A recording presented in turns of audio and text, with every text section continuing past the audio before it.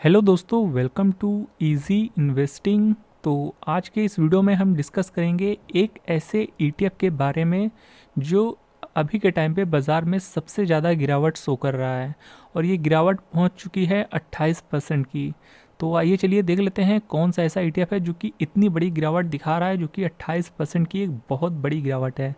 तो चलिए देख लेते हैं। तो देखिए, जिस ईटीएफ के बारे में हम डिस्कस कर रहे हैं वो ईटीएफ का नाम है मोतीलाल ओसवाल का निफ्टी 500 मोमेंटम 50 ईटीएफ। और ये देख सकते हैं इसका प्राइस जो है 46.91 पर जाके पहुंच चुका है। और अभी के टाइम पर देखेंगे तो अगर एक साल के चार्ट में अगर आप नज़र डालेंगे तो इसका चार्ट जो गिरावट शो कर रहा है वो 28.63% की गिरावट है, जो कि आप समझ सकते हैं कि इतनी बड़ी गिरावट हमें देखने को मिल रही है इस गिरते बाजार में। 28% से ज़्यादा क्रैश कर चुका है निफ्टी 500 का मोमेंटम 50 ईटीएफ। और ये ईटीएफ लगातार नए लो पे नए लो लगाता हुआ जा रहा है। और समझ सकते हैं जिन लोगों ने ऊपरी लेवल पर बाय किया होगा उनका आज कितना ज़्यादा नुकसान शो कर रहा होगा पोर्टफोलियो में। और अगर आपने इसे अच्छे से एवरेज किया होगा तब तो खैर लॉस कम हो दिखा रहा होगा और यहाँ पर जो गिरावट है वो भी कम दिखा रहा होगा आपके पोर्टफोलियो में। पर ओवरऑल गिरावट इस इंडेक्स में और इस ईटीएफ में बहुत ज़्यादा हो चुकी है। और अब कहीं ना कहीं आपको ये समझना होगा कि ईटीएफ भी इतनी बड़ी गिरावट दिखाते हैं। और जो कि हम अपने पहले की वीडियोस में कहते थे कि बाज़ार जब गिरता है ना तो फिर ईटीएफ में भी अच्छी खासी गिरावट हो जाती है। और जिस वजह से हम अपने वीडियोस में अक्सर बोलते थे कि कभी भी हमें किसी भी ईटीएफ में एक बार में बहुत ज़्यादा पैसे नहीं लगाने होते हैं, हर गिरावट में थोड़ा थोड़ा करके लगाना होता है। और देख सकते हैं आज की डेट में निफ्टी सिर्फ और सिर्फ देखेंगे तो करीबन 12 से 13% की गिरावट दिखा रहा है। देख सकते हैं 12.5% के आसपास की गिरावट है। और इस 12-12.5% की गिरावट में ये ईटीएफ इतनी ज़्यादा गिरावट दिखा रहा है 28% की। तो आपको ध्यान अब ये रखना है कि अगर जो लोग भी निवेश करना चाहते हैं, जो लोग भी यहाँ पर फ्रेश बाइंग करना चाहते हैं, उन लोग को ये चीज़ें ध्यान में रखनी चाहिए कि देखिए अभी जब बाज़ार सिर्फ 12-12.5% गिरा है और वो कभी भी गिर सकता है 12%, कोई बहुत बड़ी बात नहीं हो गई बाज़ार में। 12% आज निफ्टी करेक्ट हो गया है, पास्ट में भी हुआ है, बहुत बड़ी बड़ी गिरावटें आई हैं। तो कहने का मतलब ये है कि जब 12-13% की गिरावट में इतनी ज़्यादा गिरावट किसी ईटीएफ में आ सकती है तो आप ज़रा इमेजिन कीजिए अगर इन केस निफ्टी 20% या 25% टूट गया तो ये ईटीएफ अभी और कितना नीचे जा सकता है। या इस जैसे जो मार्केट में ईटीएफ हैं, कुछ सेक्टर्स हैं या कुछ इंडेक्स हैं जिन जो 25% तक की गिरावट शो कर रहे हैं, तो सोचिए अभी सिर्फ 12-13% की गिरावट में इतना बुरा हाल है इन ईटीएफ्स का या इंडेक्स का। तो जस्ट इमेजिन करिए कि अगर निफ्टी 20-25% क्रैश हो गया इन वर्स्ट सिनेरियो, जो कि पास्ट में कई बार हुआ है, तो अगर उतनी गिरावट आई तो यहाँ पर आपको कितना ज़्यादा नुकसान शो हो सकता है किसी भी ईटीएफ में। तो जिस वजह से हम अक्सर अपने वीडियोस में कहते थे कि आपको किसी भी ईटीएफ में एक बार में बहुत ज़्यादा पैसा नहीं लगाना होता है, हर गिरावट में थोड़ा थोड़ा करके ही लगाना होता है। और लॉन्ग टर्म व्यू लेकर चलें, हमने बहुत पहले से कह के रखा है लोगों से।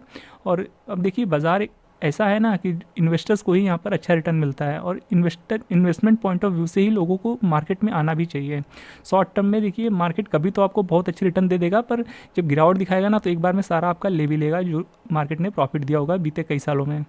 तो बेटर रहिए, हम अक्सर बोलते हैं कि इन्वेस्टमेंट पर फोकस करिए।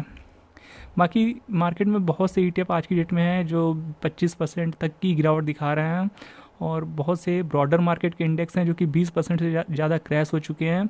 तो मार्केट का ओवरऑल बहुत ज़्यादा टेक्सचर ख़राब है। इस समय शॉर्ट टर्म के बारे में सोचना ही बहुत बुरी बात है। आपको पूरा फोकस अपना यहाँ पर ये करना है कि इस गिरावट में आपको कम से कम नुकसान हो और अभी फ़िलहाल से कमाने के बारे में बिल्कुल नहीं सोचना है।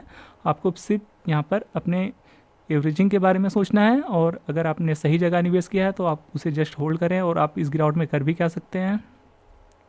बाकी अगर आपने सही जगह निवेश किया है और उसे अगर आप समय समय पर एवरेजिंग करते ही रहेंगे तो लॉन्ग टर्म में आपका पोर्टफोलियो रिकवर कर जाएगा अगर आप ईटीएफ के साथ हैं। और हो सकता है इस बार थोड़ा सा टाइम लग जाए क्योंकि गिरावट जो है वो काफ़ी लंबी हो चुकी है, तकरीबन 5 महीने हो चुके हैं और यहाँ पर लगातार गिरावट चल रही है सितंबर एंडिंग से। और ख़ास करके ये जो ईटीएफ है अपने लिस्टिंग के टाइम से ही लगातार गिरावट दिखा रहा है, जिससे निवेशकों का काफ़ी ज़्यादा बुरा हाल है। और देखिए ये इंडेक्स जब आया था मार्केट में, जब इस इंडेक्स का ETF आया था, तो हर तरफ इसकी बात हो रही थी और जो मेन लाइन थी इस ETF की वो ये थी कि ये एक ऐसे इंडेक्स को कवर करता है जो कि निफ्टी 500 मोमेंटम 50 है। एक ऐसा इंडेक्स है जो कि बीते 20 साल में इसका जो CAGR था उस वक्त जब ये ETF मार्केट में आया था तब 25% का था। तो बहुत ही अच्छा इंडेक्स है। ऐसा नहीं है कि यहाँ पर कुछ आपको प्रॉब्लम होगी, पर आपको लॉन्ग टर्म होल्ड करना होगा। शॉर्ट टर्म में आपको अभी तो फिलहाल से काफ़ी लॉस दे रहा है ये ETF। बाकी देख सकते हैं यहाँ पर आज जो डिलीवरी परसेंटेज है वो काफ़ी कम आई है, क्योंकि लगातार गिरावट देखने को मिल रही है इस ETF में। सिर्फ 47% की डिलीवरी परसेंटेज आज के दिन हमें देखने को मिल रहा है, जो कि काफ़ी कम है। और बीते कई दिनों का अगर आप देखेंगे तो लोवेस्ट देखने को मिल रहा है, और वो इस वजह से कि लगातार यहाँ पर गिरावट देखने को मिल रही है। सिर्फ 47% की डिलीवरी परसेंटेज उठाया गया है, और देख सकते हैं हालांकि टर्नओवर तो अच्छा खासा है और यहाँ पर जो वॉल्यूम है भी वो भी अच्छा खासा है, पर यहाँ पर आज सेलिंग थोड़ी ज़्यादा देखने को मिली है एज़ कम्पेयर टू यहाँ पर डिलीवरी परसेंटेज। बाकी इसका जो इंडेक्स है उसके बारे में भी हम थोड़ा सा बात कर लेते हैं, जो कि NSE की वेबसाइट पे आप देख सकते हैं।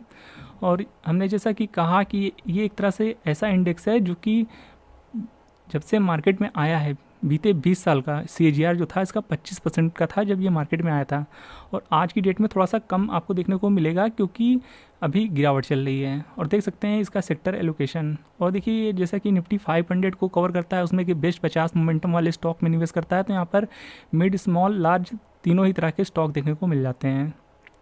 और बाकी अगर आप इसके फैक्ट शीट को डाउनलोड करके देखेंगे तो यहाँ पर आप सारा कुछ देख सकते हैं। यहाँ पर देख सकते हैं अभी के टाइम पे तो रिटर्न यहाँ पर कम शो होगा क्योंकि गिरावट है मार्केट में, और जो एक टाइम पर 25% का CAGR था बीते 20 साल का लगभग, तो अब थोड़ा सा कम हो चुका है, 22.90 का हो चुका है।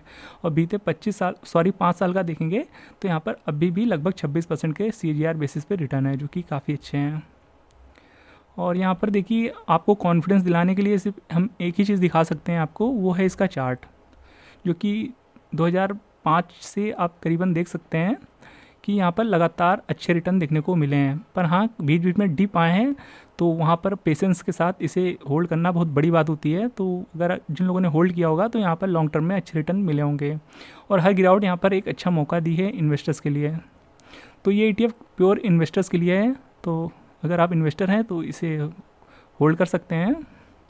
बाकी और भी चीज़ें यहाँ पर आप पढ़ सकते हैं, जो इसकी रिबैलेंसिंग वगैरह डेट है वो भी आप यहाँ सब देख सकते हैं, और यहाँ पर जो टॉप 10 कंपनी उसका वेटेज है वो भी आप यहाँ देख सकते हैं, और यहाँ पर लगभग सभी सेक्टर्स कवर हो जाते हैं। तो देखिए लगभग हमने सारा कुछ डिस्कस कर लिया है इस ETF के बारे में, और जो मेन बात है वो यही है, देखिए कि इस ETF में एक बहुत बड़ी हमें गिरावट देखने को मिल रही है। तो जिस वजह से हम अक्सर कहते हैं अपने वीडियोस में कि आपको यहाँ पर प्रॉपर रिस्क मैनेजमेंट को फॉलो करना होता है किसी भी ETF में निवेश करते वक्त, और हर गिरावट में थोड़ा थोड़ा करके निवेश करना होता है, बाय ऑन एवरी डिप को फॉलो करना होता है। तो जिन लोगों ने इस तरीके को फॉलो किया होगा तो वो इस गिरावट में भी एवरेजिंग कर पा रहे होंगे। अदरवाइज़ अगर आपने किसी भी रिस्क मैनेजमेंट को फॉलो नहीं किया है तो आपके पास एवरेजिंग करने के पैसे नहीं होंगे, तो उनके पोर्टफोलियो में ज़्यादा पेन देखने को मिल रहा होगा। तो जिस वजह से रिस्क मैनेजमेंट काफ़ी इंपॉर्टेंट रोल प्ले करता है किसी भी इन्वेस्टमेंट में। बाकी देखिए यहाँ पर जो बात थी वो हमने लगभग सारी कुछ बता दी है, और देखिए इतनी गिरावट हो गई है तो यहाँ पर इन्वेस्टमेंट का एक मौका तो है ही है, वो तो खैर छुपी हुई बात नहीं है अगर आप इन्वेस्टर हैं तो इस वक्त भी अगर कहीं आप निवेश करना चाहते हैं तो कुछ अच्छे इंडेक्स में या अच्छे सेक्टर में निवेश कर सकते हैं, और इस वाले ETF में भी निवेश करना चाहें तो कर सकते हैं। पर हाँ, निवेश करने वाले हैं तो एक बार अपने फाइनेंशियल एडवाइज़र की हेल्प लें, उसके बाद ही निवेश करना है, फिर नहीं उसका व्यू बनाएं। यहाँ पर हमने कहीं भी निवेश की सलाह नहीं दी है। तो लगभग हमने सारा कुछ डिस्कस कर लिया है। होप ये वीडियो आपको इन्फॉर्मेटिव लगा होगा। बाकी ऐसी वीडियोस को देखते रहने के लिए वीडियो को लाइक और चैनल को सब्सक्राइब करना बिल्कुल भी मत भूलिएगा। तो फिर मिलते हैं नेक्स्ट वीडियो में, तब तक के लिए गुड बाय।